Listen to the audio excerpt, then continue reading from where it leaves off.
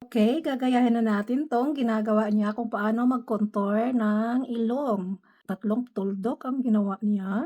Masyadong manipis yung ano ko guys, ay, ano ba 'yan? Ang hirap 'pag talagang paluwa ang ilong. Tapos tatlo din dito. Sa kanya kasi makapal, so medyo kapalan natin ng kaunti. Tapos dito sa baba ng ilong, nilagyan din niya 2 beses. Pagkatapos ay gi-blend niya. Tama ba 'tong ginagawa ko papuntang taas? Ano kaya ang resulta nito? Tatangos kaya ang ilong ko nito? Paluwang ilong ko. Tapos naglagay naman siya ng light color dito sa baba. Tapos dito 1, 2, 3. Medyo sa ano siya, sa gilid din siya kung saan niya nilagay yung brown sa baba. Tapos i-blend lang din natin 'to tulad ng ginawa niya. Tapos dito din.